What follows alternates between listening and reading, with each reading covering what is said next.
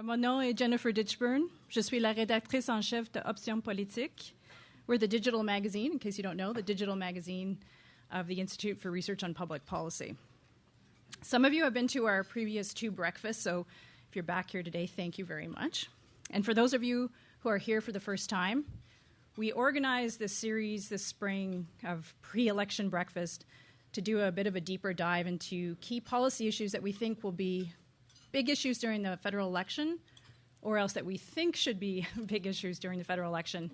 And the subject matter today is one that falls into the latter category. We really think that Indigenous policy should be something that figures quite largely in the federal election coming up in the fall. I want to thank our series partner, the Max Bell School of Public Policy from McGill, and I'd like to thank the Yellowhead Institute at Ryerson for their collaboration on this event today. I'd like to begin, though, by acknowledging that the land on which we gather today is unceded Algonquin Anishinaabe territory. What does it mean when we say unceded? It means that the Algonquin people never struck a treaty or a deal to give up their land. Algonquin rights were never extinguished. In fact, quite the opposite. In 1764, the Crown met with Algonquin chiefs and hundreds of other chiefs from across Turtle Island, and they met as equals. The Crown at that time acknowledged Indigenous laws and traditions and quite deliberately exchanged wampum belts as they entered into the Treaty of Niagara. As legal scholar John Burroughs has said, quote, "The two-row wampum belt illustrates a First Nation Crown relationship that is founded on peace, friendship, and respect, where each nation will not interfere in the internal affairs of the other." But the Crown broke its covenant.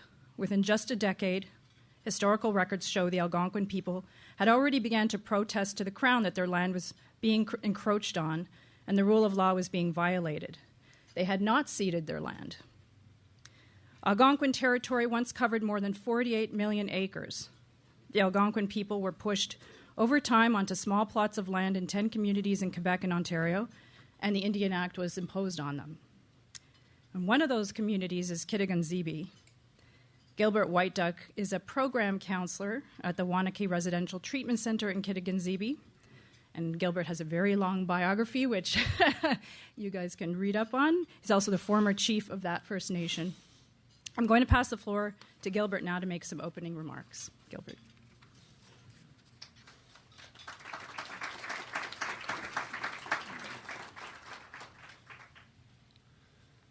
Kwekwe. Gilbert Whiteduck, Gchi'mnissing Anishinaabe. Bonjour, bon matin. Mon nom est Gilbert Whiteduck, je suis de la communauté de Gchi'mnissing à 130 km d'ici. I'm very pleased this morning to just address you a few words that I given this opportunity from Jennifer. I was indeed chief of my community for 7 years, but I spent most of my life in the field of education, helping put in place a community school in our community so that we would have control of our education. But I do want to mention that, you know, the fact that this event and many events are held in the National Capital Area, which for us is a very sacred land where our ancestors did meet by the Chaudière Falls and where a ceremony took place. And ceremony even today continues to take place on this ancestral territory, which indeed we've never ceded, but rather we shared against our will, I suppose, and we continue to share. And certainly this is an unresolved grievance that still exists today. Recently, I was having a look in my genealogy and found that I was a descendant of a warrior chief from the 1700s. Interesting, because the Anishinaabe people did, you know, serve in the War of 1812 along Tecumseh. Very important that we joined. Some 200 warriors connected to our community were part of those battles in defending this territory, and I was always told that our warriors were defending our territory. They were aligned themselves with the British, but we were defending our territory, so indeed we would have access to our territory and continue to live the way we were supposed to live. But that Crown relationship, I suppose, was quickly broken once we were no longer needed, so indeed we end up on reservations, which are small plots of land in which our rights are limited, the Indian Act is imposed, and we continue even in 2019 to live with that. I do want to mention to you that, when I left the position of chief back in 2015, and being chief can be a very challenging position at the community level because you're expected to be everything to everyone, and you're supposed to be knowledgeable about everything, which is never the case, but you're expected to. So it can be very demanding. A short time after I left being chief, I went to work in a First Nations treatment center. It's a treatment center in a community that serves First Nations from Quebec all across Canada and Inuit people. And I want to tell you that in my experience in that treatment center, it opened my eyes like I never opened before. The majority of people who come for treatment for a 32-day period are looking to reconnect with themselves. I have worked with a lot of women, primarily women, young women who have come, who are seeking to break free of their dependence. But more importantly, what I was seeing were individuals that had this intergenerational trauma that was still lingering from way back. And the trauma was the disconnect from the land, the disconnect to their identity. And I came to realize, in a way that I never done before, that a lot of this was very much based on this, I guess, unresolved Crown First Nations relationship, and now we hear of reconciliation. I encourage all of you, in whatever field that you're working, that what is important, that in anything that's going to be developed, in anything that's going to go forward, in any relationship, what is important is never to forget those most in need. And those most in need, I have found, have been women and children. Yes, the whole community. But I see women suffering, strong women with tremendous opportunities, tremendous wanting to do something, but caught up in this quagmire of regulations, of Youth Protection Act, and suffering. It's easy to be at the elite level, at the top level, looking down, believing that we're doing what is best. But the voice of the people must be heard in a way like it's never been heard before.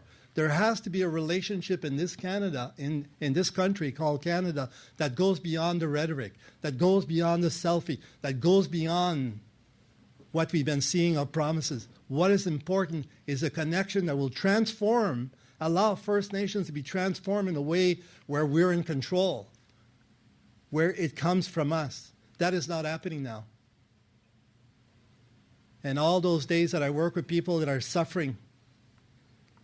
suffering deeply, deeply, it pains me. I walk away often along with my colleagues from work to see the hurt that these people have who are returning back to a community where indeed, even though we're sitting in this beautiful, country, they don't have access to jobs, they don't have access to school, they don't have access to a whole bunch of things. And yes, you will tell me there's been great announcements and there's been movement. Yeah, there's been some movement. But I call those baby steps. And we're at a time that it's not baby steps that we need. I call it we need leaps and bounds. We need to leap and bound, challenge ourselves in a way we haven't done before. And we as First Nations have a responsibility also. We have a responsibility to indeed embrace the possibility of change. But we must not be muzzled or handcuffed in what it is we're going to do. So the Crown-Indigenous relationship is indeed important. But I can tell you from my perspective, now standing on the sidelines of politics to some extent, that all of what's been done now and from my travel has not even trickled down to the community. Those people most in need don't know what is going on, how it's going to affect them. You know why? Because they're living day to day. They're having trouble to feed their families. They're having trouble to deal with government agencies that continue to put barriers, are putting limitations, so they're having a hard time. The elite must surrender the power and authority to the people. Even as First Nations, sometimes we sit in elitist positions and we tend to forget the people. And I can tell you that as chief, sometimes I also did forget because I was traveling, going to wonderful meetings, wonderful meals. But then back home and in the other communities, people were not able to feed their families, not able to clothe their families as winter came. And I wonder, what was I doing? Was I bringing about change? And here I was arguing and pounding the table, and then I would get the applause. But was I making a change for those most in need? I always come back, and some months ago I had the opportunity to meet with a minister, and I told her, yeah, you're doing a lot of, it appears, wonderful work. I see you on TV all the time, and you're doing things. But how is this helping the people most in need? She was not able to answer that. She just said we need to continue talking. Well, talk is easy. It's easy. It's when we're going to see these things at the community level, and this all, you know, this relationship that needs indeed to change. It hasn't changed. It hasn't. Whether it be because of the Indian Act, whether it be because of new legislation, it hasn't changed. We're still handcuffed in what it is we're going to do and how we're going to do it and what it really means. And it's not only about money. It isn't only about money. It's about a new relationship of respect that we as Indigenous people deserve as First Nations. We deserve the respect as the First People. And as Anishinaabe, who have never indeed ceded this land, who are still looking to sit down and to work out that relationship, a positive relationship, in a positive way that's going to be meaningful for all, as some would call it, a win-win situation. We still have a long way to go. We still have a long way to go before we reach that point. Why is that? I encourage you also, certainly for now that I have grandchildren, I've reached that point of having grandchildren, and I think about what they're inheriting from what I've done, from what you've all done. And I view a Canada where our children and your children will have equal opportunity. Equal opportunity to everything, to the richness of this land. An opportunity without giving up who we are, without giving up our identity as Anishinaabe. We should not have to sacrifice anything in order to be able to have access to the richness of this land. And finally, I would say that we must leave this land also in a way, and I'm speaking here about the environment, in a way that our children and our grandchildren and our great-grandchildren will be proud of us. That whether it be in 25, 50, or 100 years, when they look back on our history, when they look back at what we've done, I'm hoping they're not going to say they had the opportunity to bring about change, but all they did was talk. I'm hoping that what they're going to say, they're going to look back and say, you know what? They had an opportunity. They seized the moment. They made the change. Yes, it wasn't everything, but they made important change. They took the steps necessary to make it happen. I'm hoping when they look back in history, they will see that. And I, in turn, will continue speaking about it. I will continue working in the field that I'm working now with people who are in great need. And it just, every day, it pains me so much to see young women with children suffering deeply, knowing they're going back to the community where there are limited services. And like I said earlier, they're not prepared to engage to talk about higher level issues unless the day-to-day, the bread and butter issues. And all of this also can only be resolved once the land issue is resolved. It's not program by program. It's not incremental. It's going to be about dealing with the land issue and our rights to the land in order to get those resources so indeed we can have that autonomy that we've sought for a long time. Without access to the land and limited to the confines to the reserve, it limits what we can do. In a meeting many years ago with some ministers and bureaucrats who were telling me as chief of all of the money that the federal government and the relationship the federal government was trying to have with us, and they were speaking about billions and billions of dollars coming for programs, and there was mismanagement. Of course, individuals only looking at the negative side. I've often challenged people about that. But what I want to say on this issue is that in that meeting, I decided that I would get a little bit confrontational. And I said, you know what? If I had all of the power that First Nations would give me, I would tell you that you can keep every damn penny that you think you're giving to us as a gift. Keep every penny. But in return, we're going to take all of our land back. And if you're not prepared to give us our land back in a way that's important to us, then put up and shut up. Because what you're giving us is only a trickle of what we're entitled to. And we make, at our community level, the best use of those monies so that it reaches the people. If you're going to criticize us, get your facts straight. Make sure it's meaningful. And never forget that the work you do needs to reach the people most in need, those most in need. And like I said, often these are women and children and families who want to take care of their families in a good way. I thank you for listening. Miigwech.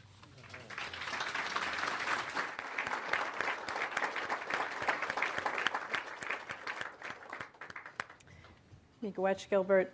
We've only known each other for a short time, but my experience is that you always speak from the heart. So thank you very much for the very thought-provoking opening. So let me introduce our three other guests, and you can check out our website for their full, very impressive bios. Chief Marilyn Slett is the elected chief of the Heiltsuk Tribal Council, now serving her third consecutive term. She's also the president of the Coastal First Nations. Brock Pitawanakwat is associate professor and program coordinator of Indigenous Studies in York University's Department of Equity Studies. And Hayden King is the executive director of the Yellowhead Institute and advisor to the Dean of Arts on Indigenous Education at Ryerson University. Let's give them a nice welcome.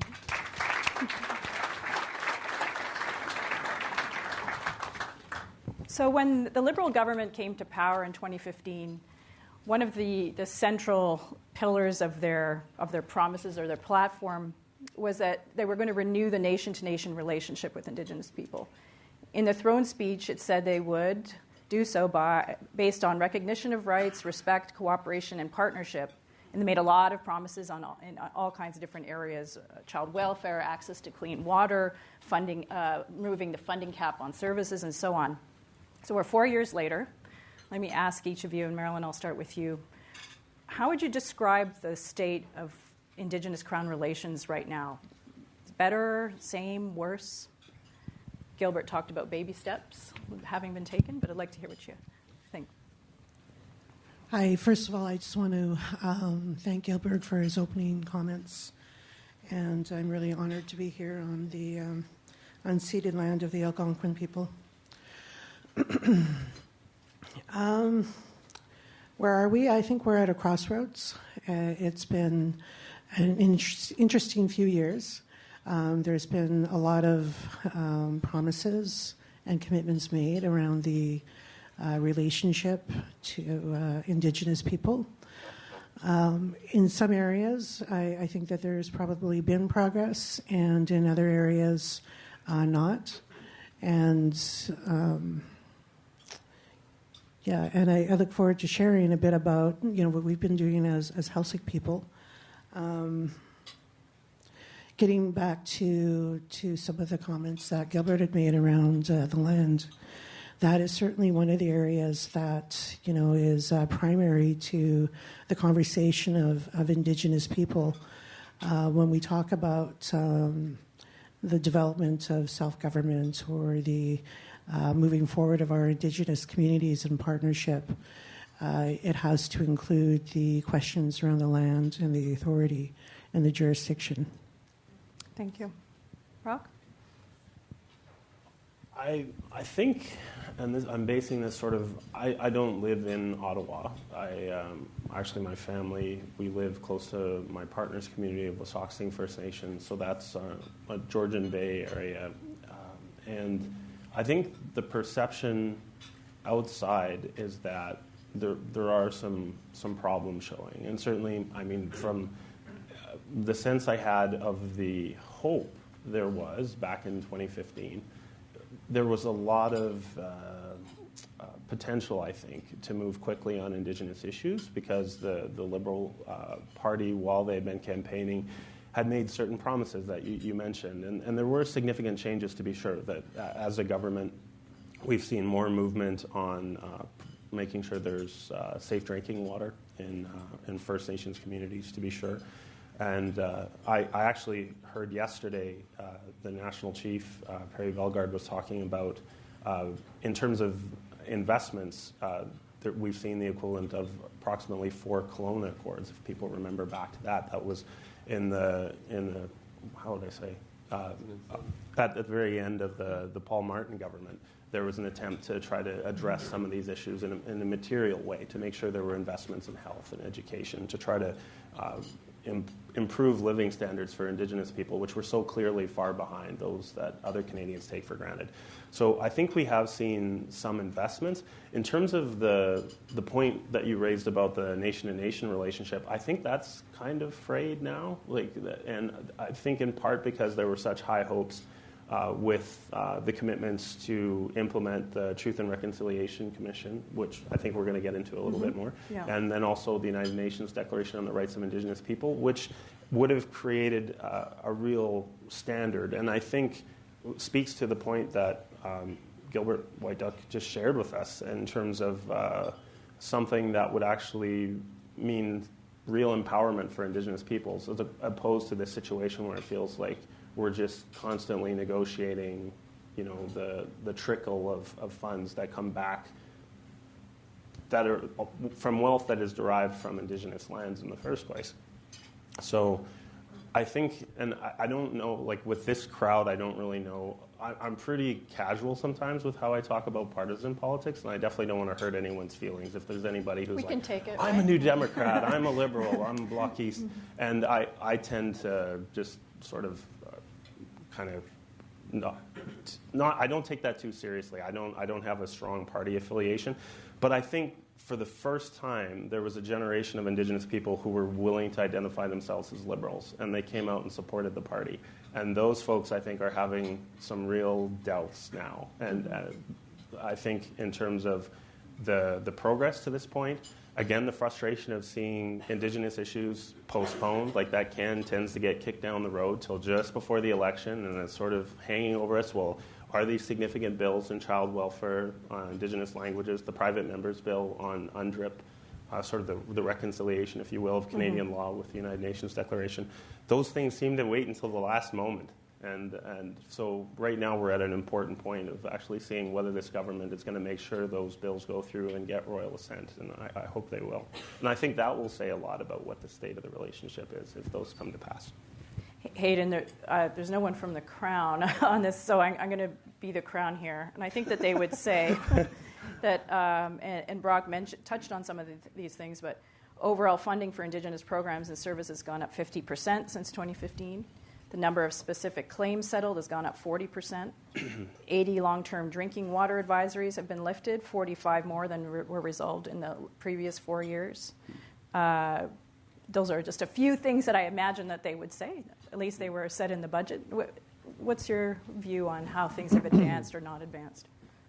Yeah, I think that hard services are important, and Liberal governments of the past have focused on hard services. The Kelowna Accord was all about programs and services, addressing some of the things that that Gilbert pointed out in his opening remarks, and thank you for those. Mm-hmm. I think they captured really well the state of the current relationship. But there isn't really significant conversations around lands and resources, which is what Indigenous people have been demanding for a very long time. I mean, it's one thing to try to help Indigenous peoples become better Canadians and improve a quality of life, but it's another thing to talk genuinely about a nation-to-nation relationship and conceptualizing what decolonization is, or even reconciliation is, in a meaningful way. And I think a lot of people expected that with this government 3.5 years ago. Well, I mean, maybe not that many people expected it, but there was a change in tone from the previous 10 years, and there was definitely some optimism. But as Brock said, the relationship is starting to fray. I mean, Judy Da Silva, the great Grassy Narrows leader, activist, grandmother, clan mother, spoke last week and said reconciliation is a dead word. Mm-hmm. I mean, this is a government that could be shepherding the end of reconciliation, and that's not really a record to be proud of. And to be fair to the Liberals I think they have opened up some discursive space. First, you have to credit First Nation, Métis, and Inuit leaders and activists and writers who have been campaigning for change for multiple generations, and all of the credit belongs to them. But this government has responded to that and opened up that discursive space where we're having conversations in this room where over the past 3.5 years, Indigenous issues have been a priority. At least talking about Indigenous issues have been a priority. But unfortunately, that meant they stuck their neck out and have to fulfill commitments that they made. And when those commitments haven't been fulfilled, well, it just indicates that there was no real commitment in the first place, or at the least that it is more apparent that things are going sideways again than, say, under a Harper government that just didn't want to talk about Indigenous issues, and we knew where we stood. Right now, it just feels like a betrayal, and I think that's why it's more hurtful, I guess, to be, I don't know. I'm not that hurt.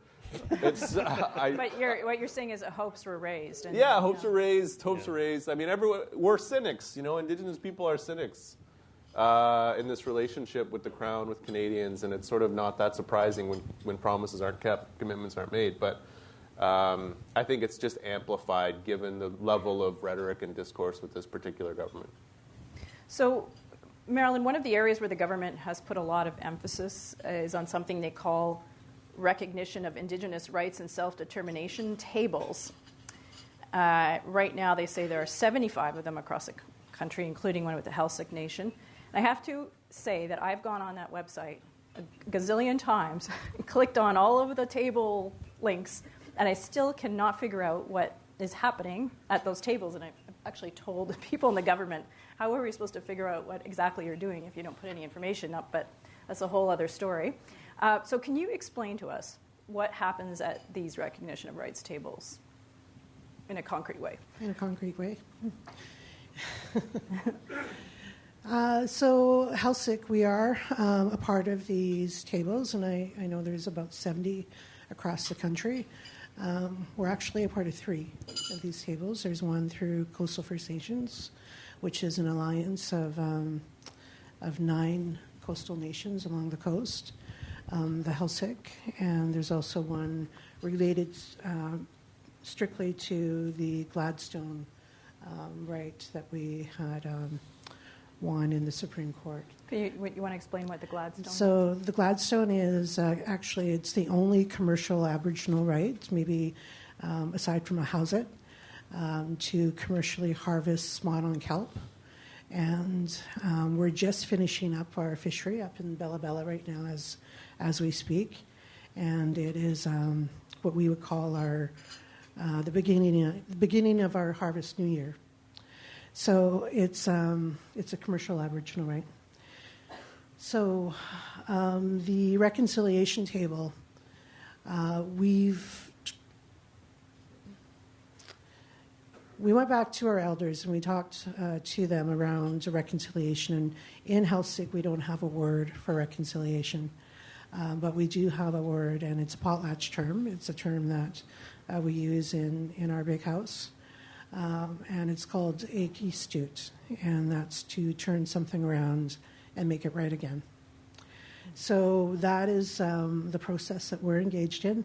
We're looking at a phased approach to these discussions.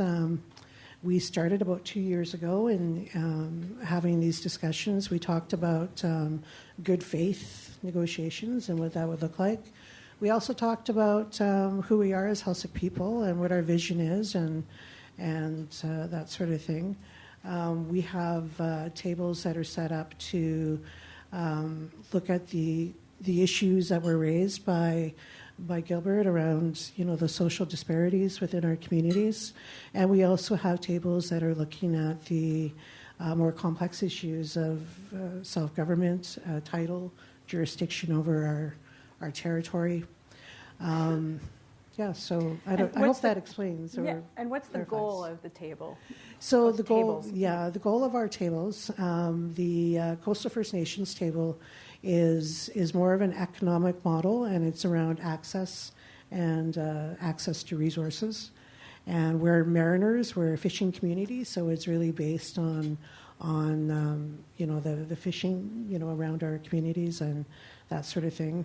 Gladstone is the financial component of the right that was infringed upon by the government, and it's really looking at their germane case.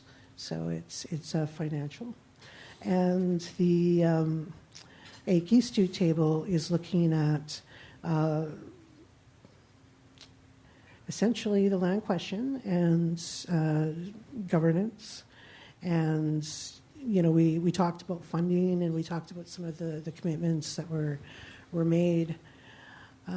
Without settling the longer-term questions around resource access and jurisdiction and authority, communities cannot and will not ever be able to be self-governing on transfer payments. That's not how it works. It's until we get those questions settled. So our vision, is certainly around making progress and having agreements on the title of Heiltsuk land. And do you feel that this process is better than what existed before? Is it actually making any headway? We feel it is. I mean, we're early in the process, and we don't have any misconceptions that reconciliation is going to happen overnight. This is something that took a long time for us to get to this point and where we are. So it's not going to happen overnight. But we do feel like the discussions that we're having are forward planning and forward looking.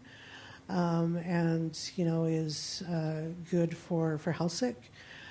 I also need to say too, that we also see what's happening outside of our tables, and it really affects Heiltsuk as we're moving forward in this process. We really want to make progress and do these things for our community, but when we see things that are happening outside of our communities, it really does affect, what we do. You're talking about Wet'suwet'en, Yeah. and it must have a lot of resonance in the community. It does, and we have a lot of very strong young people in our community.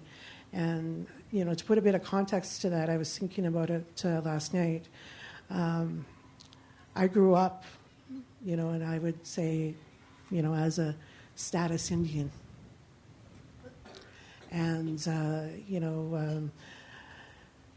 with my father, with his growing up with the prohibition of, our culture, right? And, growing up in residential school. So I knew I was Heiltsuk, and I, went back to my community every summer and would spend my time with my grandparents. It wasn't until I was probably in my 30s that I really embraced and was grounded and got to know my Heiltsuk identity. The difference that we have now is we have young people that are growing up that are completely grounded in being Heiltsuk and completely strong and guided by, who we are as Heiltsuk people. So, with what was happening up in Wet'suwet'en, we had some negotiators from the reconciliation tables come into our community, and they were going to protest outside. And we said, send them in, bring them inside, let them share their messages with, the people that are here. And they sang some songs for them, but they also, basically said, and their main message was, what you do to them, you do to us. Because we are all one. And that was very powerful, and just very proud of them. Thank you. Brock, you worked on the Truth and Reconciliation Commission. The government committed to delivering on the 94 calls to action, or at least the ones that applied directly to the Crown. very generally, how do you think that the government's done in terms of that commitment to the TRC calls to action? Yeah, well, the circumstances of the calls to action, for people to remember, is they actually came before the TRC's final report. And one of the challenges is that the Harper government was in power at that point, and they had not been particularly supportive of the TRC's work. And, like, at different points, the Truth and Reconciliation Commission had to challenge the federal government to provide documents that it had agreed to in the settlement agreement. And so it had been adversarial. Another example of that is there was really kind of a dual process. The Truth and Reconciliation Commission was established out of the settlement agreement, so that was important.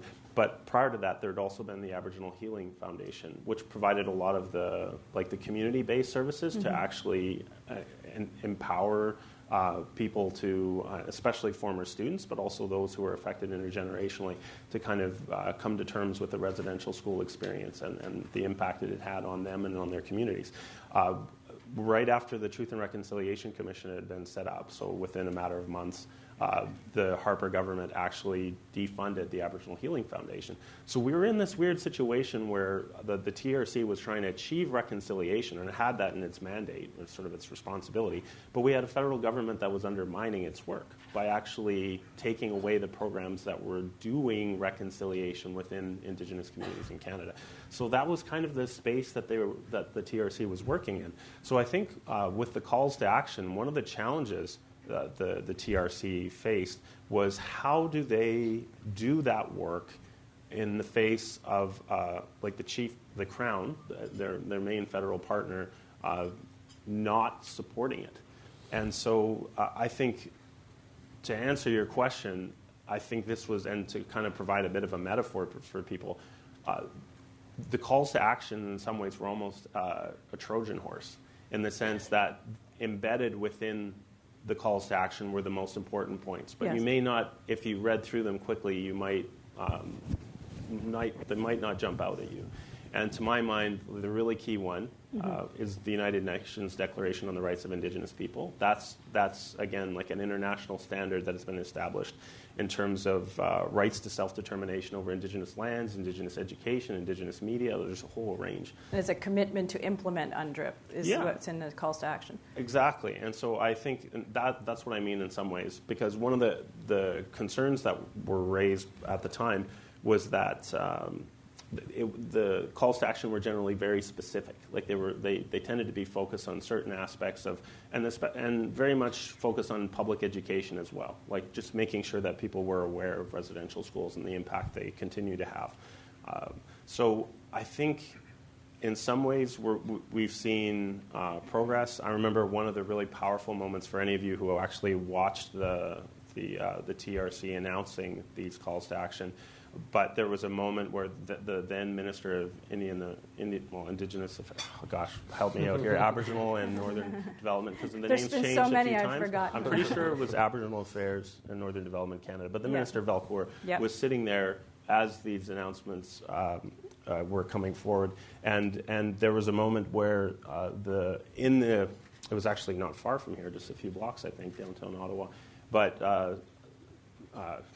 Senator Murray Sinclair, then the chair of the commission, announced the importance of the inquiry into missing and murdered Indigenous women. And the room erupted. Valcourt stayed in his seat. It was really, I think, telling moment in terms of just the Conservative government's reluctance to support even like the most basic human rights to life of Indigenous people. And so I think that was really important, like to, again, come back. Sorry, I feel this is where the historian in me kicks in. Like I can't talk about 2015 until I talk about 2014, and on it goes. But the key thing here is I think we have seen important symbolic movements, and I do think that's key. But one of the concerns has been that a lot of the changes so far have been superficial, or they've been promised but not yet delivered. And so I think the inquiry was a really key change. And then, of course, we also do the list you provided of some of the material investments. And I think the inquiry's report is imminent. Yeah. And one of the things, if I can comment on this, and I'll try to be considerate when I say it, but in some ways I think one of the impediments to really seeing the relationship or having a better understanding of the relationship is there's still a sense of, it's almost like a charitable notion of how Indigenous issues should be managed.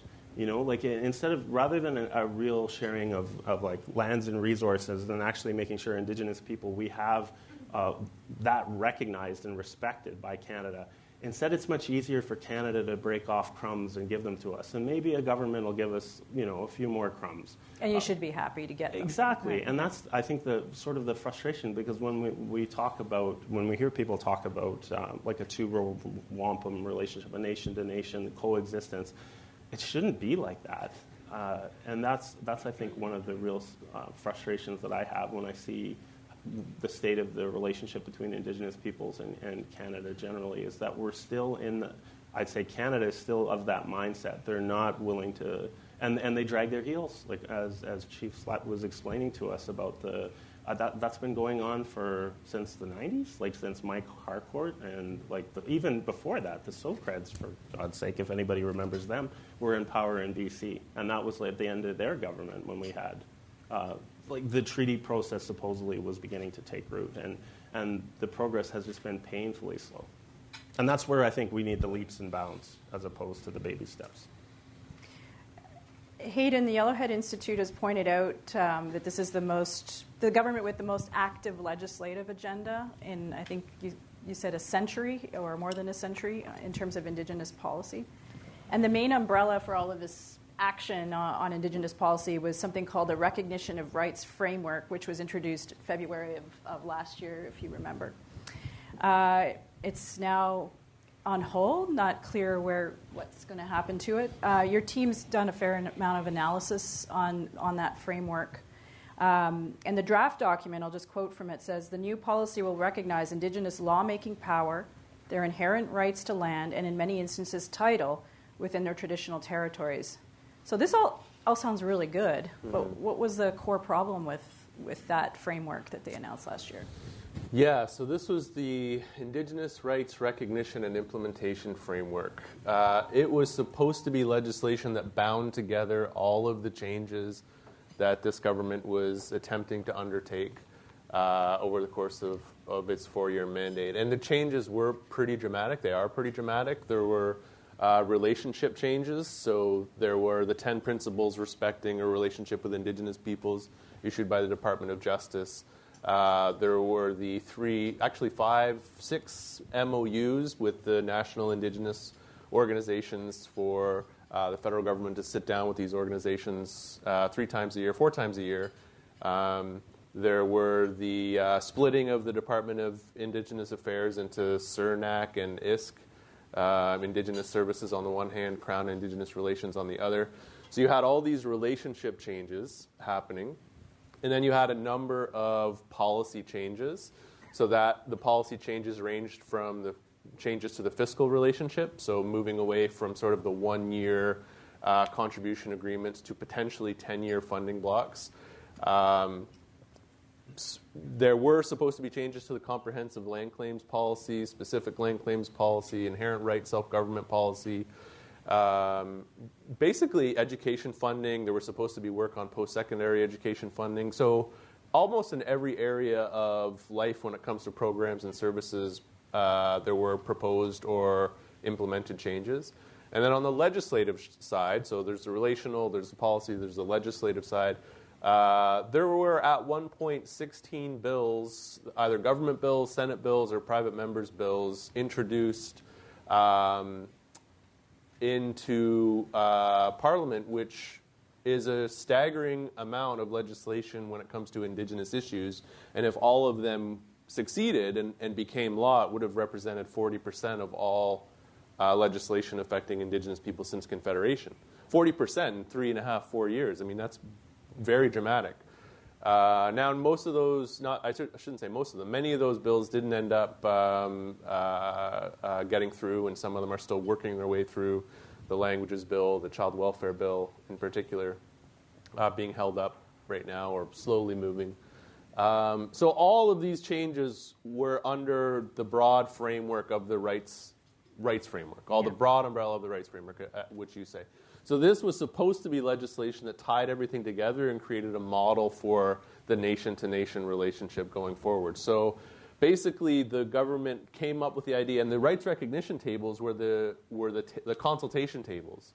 So the government used these rights recognition tables, 60, 70 of them around the country, to help inform the rights recognition framework legislation. So they consulted a lot. They did 80 engagement sessions, and then what they produced was a discussion paper that was almost universally rejected by First Nations. It basically said, we are going to create a self-government process for you. We're going to create in law the recognition of your governments. You are going to have fiscal control. We're going to give you these 10-year grants.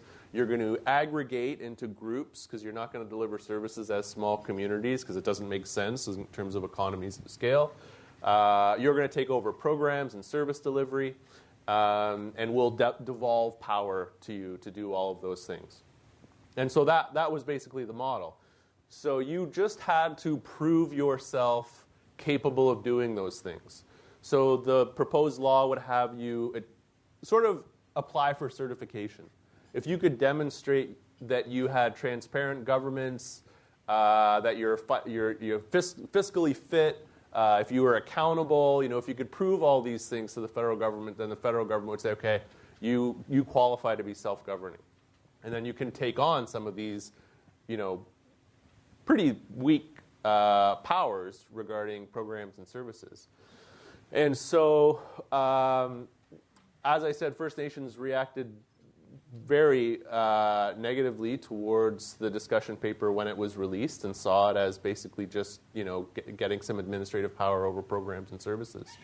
And the changes to the fiscal regime looked great on paper, but there was no real commitment to fund communities adequately. So we'll take 10 years of funding at, rates that keep us in poverty. What good is that?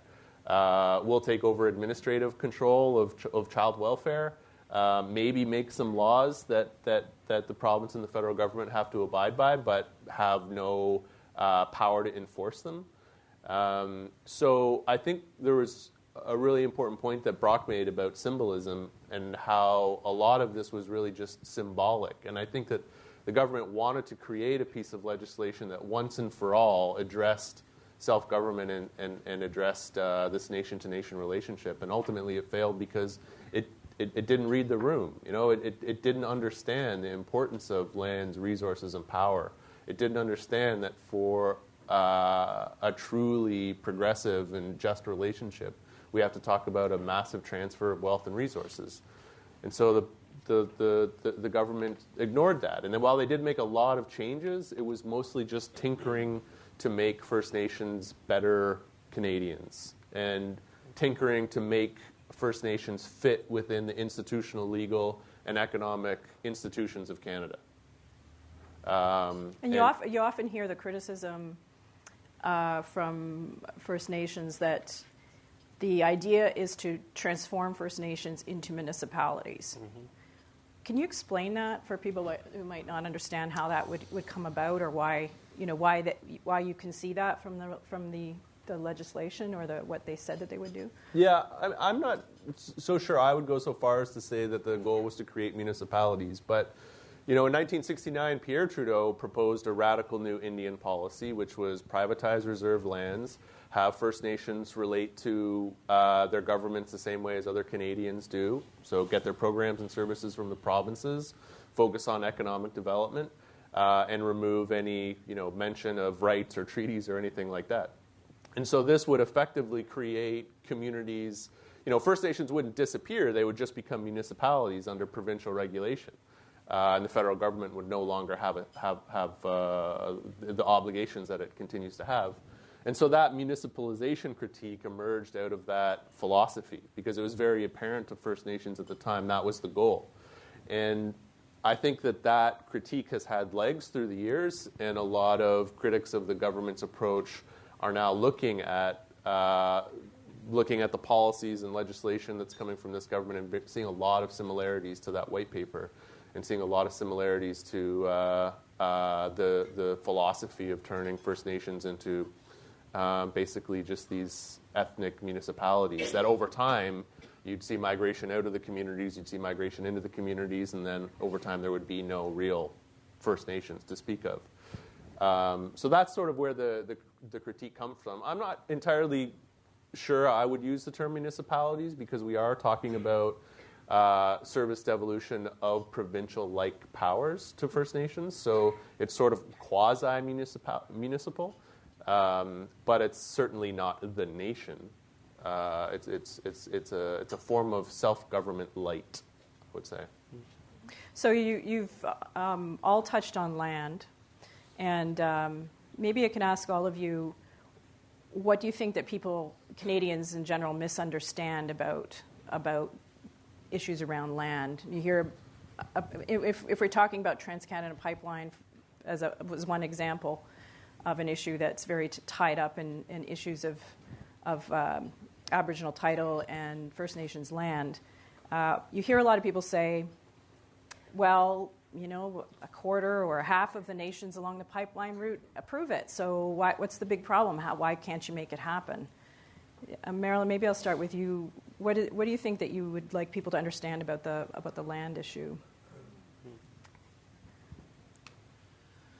I think part of it goes back to the governance. We've been talking a lot about what the government thinks or may think, you know, what First Nations government could look like. We have established governments in our communities. With the Heiltsuk Nation, we have a traditional governance system that is alive and thriving with our hereditary leadership. And one of the things that we do as a nation, I'm a political representative, but the title and the rights flow from the chieftainships from our territory, and we work with our hereditary chiefs along that. So, and we're also mariners, so land and sea is the same to us. In terms of the land issue and water, we've lived in what we'll say since millennia, but we have archaeological digs going back down 14,000 years. That Heiltsuk have lived on the coast and governed on the coast and lived sustainably on the coast. So for us, it's around not pitting communities around the economy and sustainable development. We've always said that we're not anti-development, but we are very pro-sustainable development. It needs to, what we do within our territories need to align with our cultural values and our values of Heiltsuk people. In terms of Trans Mountain or any other Enbridge, shipping has always been one of the major concerns for our community. We had a small oil spill 2 years ago that devastated one of our major harvesting sites. Still not able to harvest there today, and impacted the winter economy of my community. So there's a lot going on. And where are things in terms of title? In title? For the Heiltsuk Nation. So in terms of title, we are discussing title at our reconciliation table. But just to back up a tiny bit, October 2015, the Heiltsuk Nation put together a declaration, and it was our Declaration on Title and Rights. And it was a declaration coming from our people, coming from our leadership, coming from those that led before us, bringing it all together into one declaration. But we had in our declaration talked about many different forms of tools in our toolbox, and we've been a community that has. And I don't really like to use the term civil action because that implies something else. But we've gone out and we've protected our land and our resources. And it has been women in our community that have led that charge. And then we've also relied on the courts sometimes as a last resort. It's not something that we go out and do first. And then we've also negotiated agreements. And we think that, employing all of these is something that we've been able to do. And title is something that we're talking about with the government. We have a vision of jurisdiction over Heiltsuk territory. And that's true to us, and that's what guides us in our dialogue. Thank you. Brock and Hayden, why is land so central to every discussion on Indigenous policy? I don't know.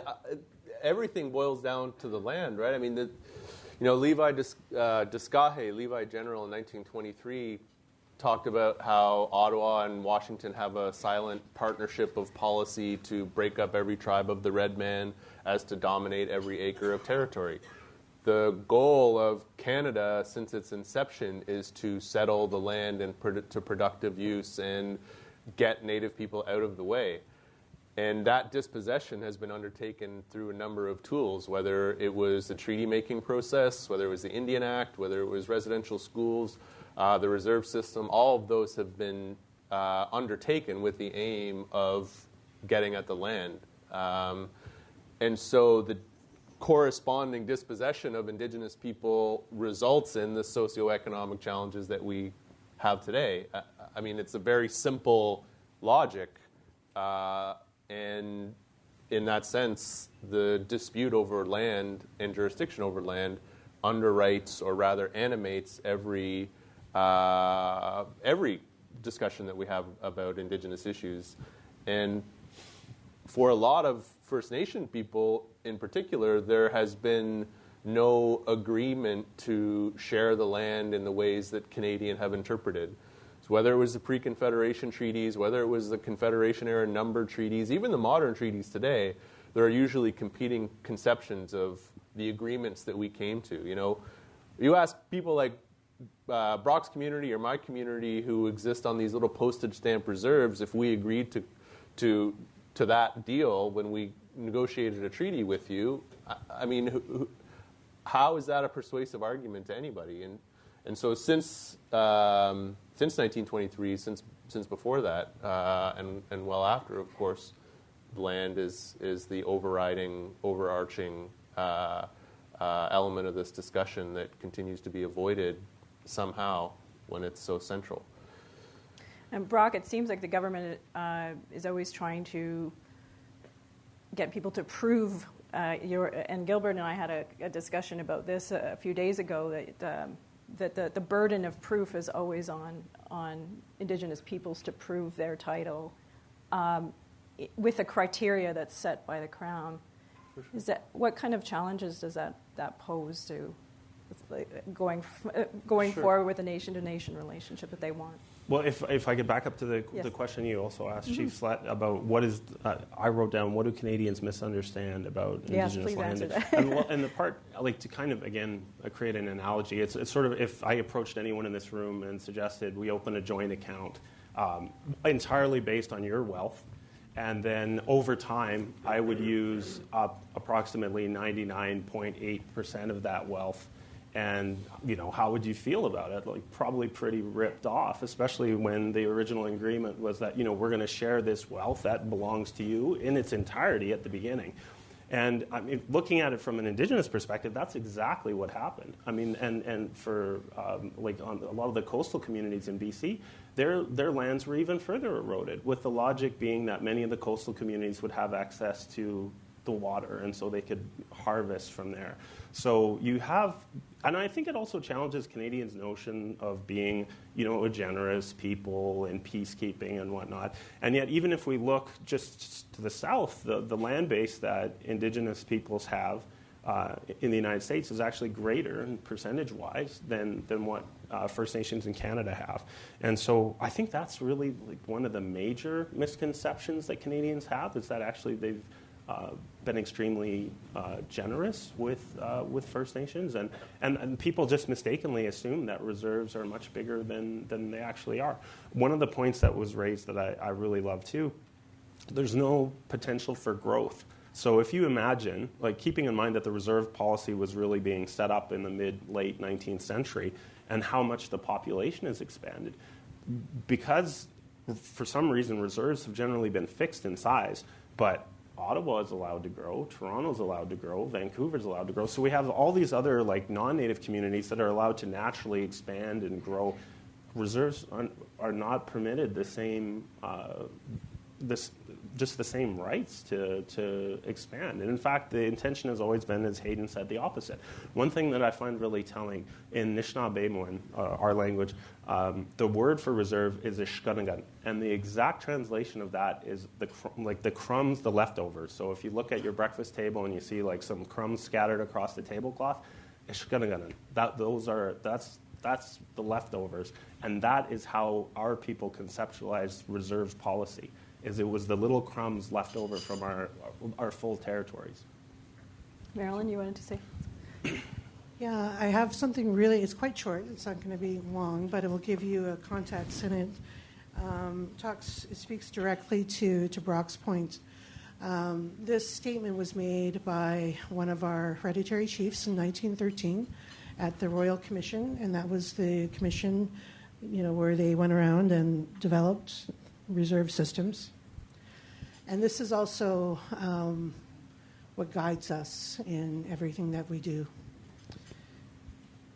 We feel we own the whole of this country, every bit of it, and we ought to have something to say about it. We own it all. We will never change our mind in that respect. And after we are dead, our children will hold the same ideas. It does not matter how long the government takes to determine this question. We will remain the same in our ideas about this matter. We consider that the government is stealing the land from us, and we also understand that it is unlawful for the government to take this land. And Bob Anderson was a young chief. He was about 21 years old when he made that comment at the Royal Commission. And there is not one Heiltsuk person that does not know that statement. Mm. Thank you. So I'm gonna come to questions in a moment, but I figure we're in Ottawa, so we can't avoid talking about current politics. Let me ask you, and there was reference to the last election here, but Elections Canada said that in the 2015 election that voting went up 14% on reserve, and I think 6% off reserve among Indigenous peoples. Do you think that voters are going to turn out again in 2019? I'm asking you to speak for all Indigenous, Inuit, and Métis people here, but what's your suspicion? Go ahead. We're at a pretty different time than we were a few years ago in terms of the elections. I do know in the West Coast we have some pretty dynamic leaders that are putting their names forward as candidates in the election. Bob Chamberlain, Vice President of the Union of BC Indian Chiefs, is going to be running for the NDP, and Dr. Michelle Corfield with the Liberals. Will they come out? It's a good question. There's a lot going on. So, certainly I think that that's a question that's going to be talked about around the dinner table for a long time, coming up towards the election. I think that certainly, we have an appetite to be a part of, this question, and Can I ask you, around the dinner table, are people talking about Jody Wilson-Raybould? They are. They are. One of the things that she said at the very last part of her statement, when she said that she was a truth speaker and she was a matriarch, came from a long line of matriarchs, and was talking about the Big House laws. I don't think that there's one Indigenous person that did not know what she was talking about when she said that. That resonated with all of us. and certainly, her strength and her dignity and her courage is something that we hold up. We also come from our Heiltsuk society is matriarchal, and we're developing our constitution right now, and one of the main components of that will be an UMOC's table, and that is our ladies of high ranking that will also provide guidance to the governance of Heiltsuk. Brock, what about in your community or your wife's community? Are people talking about Wilson Raybould's departure from cabinet, and what does it mean, I guess, in terms of the overall political picture for Indigenous Yeah, peoples? people absolutely are talking about it. And I think one of the things that it's a lot of people who've maybe felt disempowered or marginalized in a work setting, especially, that observing what seems to be going on really resonates with them. So I find it's not just Indigenous people; it's also women, for example, have also been quite vocal in terms of their support, and they can.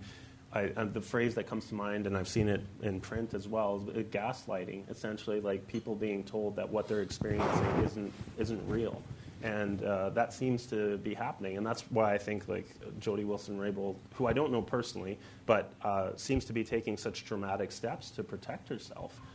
And it's going to be interesting to see. I think if people were to choose loyalty, my hunch is a lot more Indigenous people will side with Jody Wilson-Raybould in this than they will with Trudeau. And as far as I've seen in terms of the national polls, that's actually consistent with Canadians generally. More Canadians are showing up saying they believe Jody Wilson-Raybould than believe the Prime Minister. So it's not just Indigenous people who have doubts about what's been unfolding. And I think absolutely will it lessen the Liberal brand or Trudeau's own personal brand in the eyes of Indigenous people? For sure it will. I mean, Andrew Scheer, I used to live in his riding. Like I've known him. Like I'm aware of his whole career. He has done absolutely nothing to inspire any confidence among Indigenous people. So this certainly isn't a situation where there's like an obvious alternative in terms of the two major national parties. Whether people will decide to look to the NDP or the Greens, I don't know. That's going to be interesting to see. So my hunch is that it's going to be a pretty bitter election, and it wouldn't surprise me if we just see a drop-off in terms of electoral participation from all people in Canada, not just Indigenous people per se. So I'll ask you if you have a question to come up to one of the microphones that are here, and don't be shy, because we have some very, very smart people up here. Hayden, let me ask you, if the federal government was going to course correct on Indigenous policy, what would you tell them to do? What would I tell them to do? Just give back the land, I guess. I don't know. I think that the rights recognition, the recognition, I don't even know what they're called anymore. The reconciliation tables that Marilyn was talking about were actually a good start in the sense that the government sat down and had sort of an open mandate. In the past, government had a very restricted mandate where they could only talk about a handful of things and solving those problems in a handful of ways. And now we're going into these discussions with a bit more of a flexible approach. And I would like to see more of that. But I think overwhelmingly you just see a predetermined path. You had First Nation political leaders talking about co-development with the government and thinking that was actually a real thing that was happening when the federal government had already determined the policy, it had already determined the approach, and was basically misleading everybody and misrepresenting the co-development. So I think that, I'm not entirely convinced that the type of transformational change that's required is possible within the constraints of Canadian Confederation and institutions. I think one of the big issues that we talked about earlier was land. And so far, the federal government has been absolutely unwilling to engage the provinces in these discussions whatsoever. And the provinces resisted. I mean, during the constitutional crisis, it was the provinces that said, we don't want Aboriginal rights because the lands and resources are ours.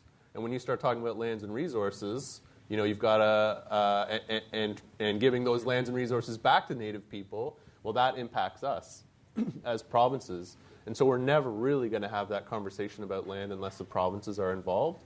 And another thing that the government could do is take some leadership in this and work with the provinces to make that happen. But how realistic is that when you have Doug Ford in Ontario and Premier Moe in Saskatchewan and people who are very opposed to the current government? Well, as I said, I'm skeptical of transformative change within Canadian Confederation. I think that we have self-interested Canadians who elect self-interested politicians and speak a lot about justice and reconciliation, but really, when the rubber hits the road, are not willing to sacrifice. And that's why we're going to always be in this state of conflict.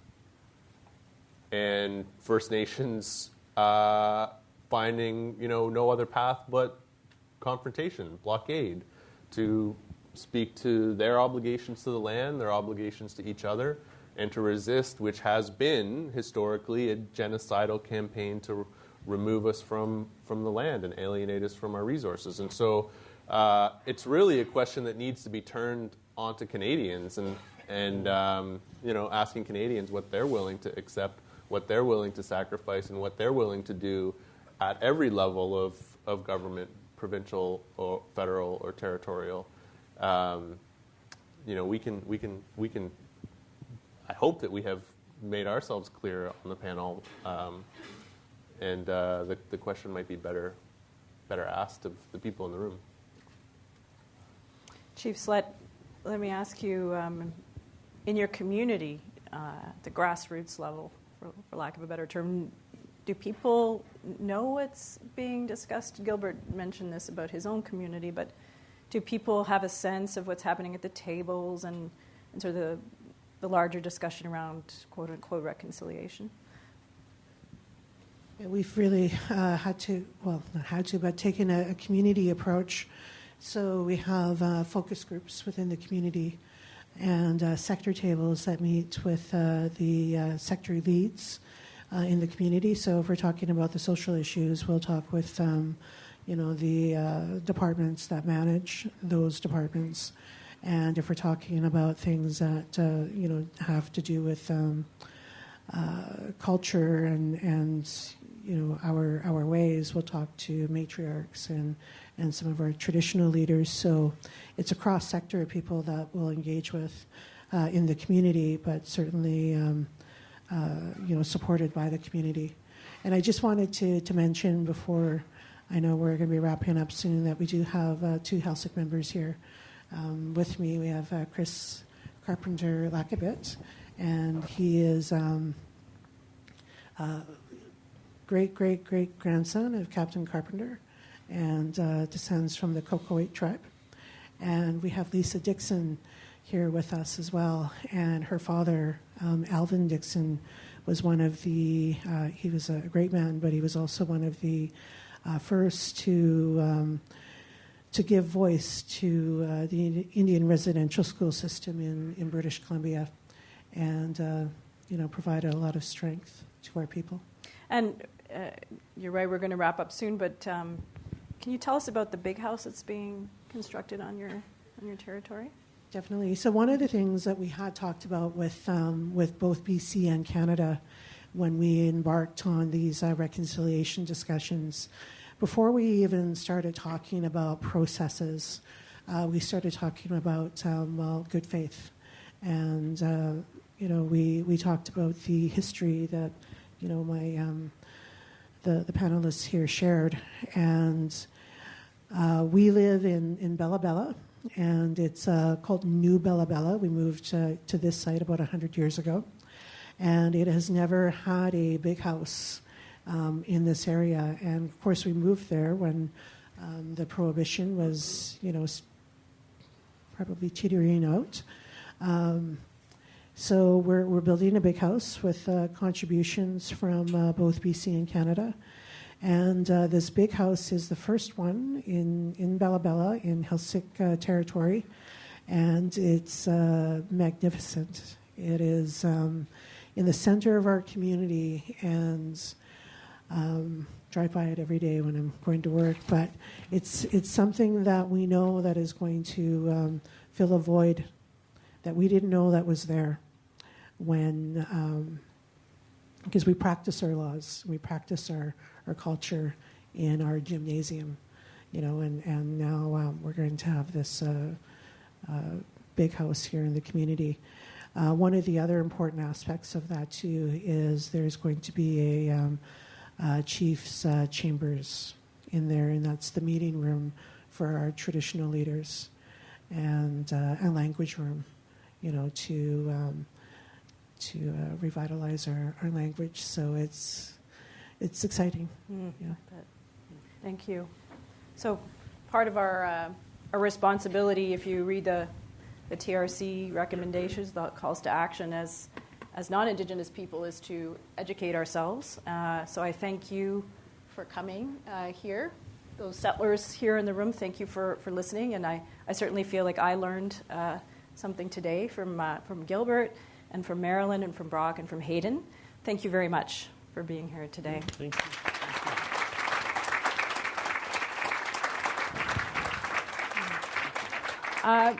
And I'd like to thank the Yellowhead Institute for their collaboration on this event, advice and help, overall help putting this together.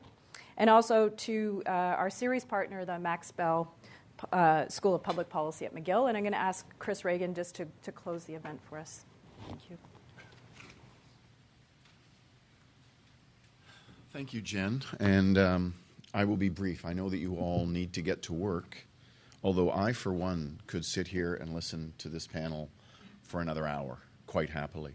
So thank you, Marilyn, Brock, and Hayden, and Gilbert. Thank you very much for an impassioned and reasoned and educational and, frankly, I think humbling discussion of this whole issue. I'm an economist.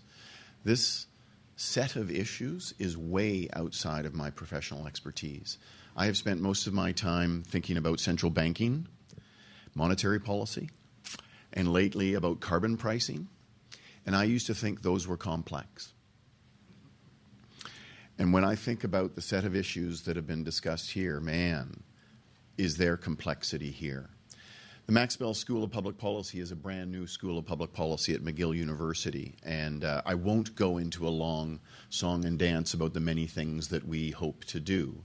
But if there is one concept that I hope permeates everything we do, it is about complexity, about how policy is complex, and good policy doesn't just happen. You've got to want it, you've got to work hard to get it, you've got to think through it. And when I was struck by something that Hayden said about a sense of betrayal among Canada's Indigenous people, based on betrayal by the current government that raised hopes in 2015 and then hasn't satisfied them. And I wonder if the government in 2015 wasn't sincere by their statements in 2015, or whether they were completely sincere, but it just proved to be way harder than they thought it was going to be. And I hope the answer is the latter. But then pushing ahead through that complexity means that you've got to really listen to what people want and believe. And I was struck by the concepts about the words, about the crumbs, and just the different perspectives on different issues. So thank you all very much again for this discussion. Thank you all for coming.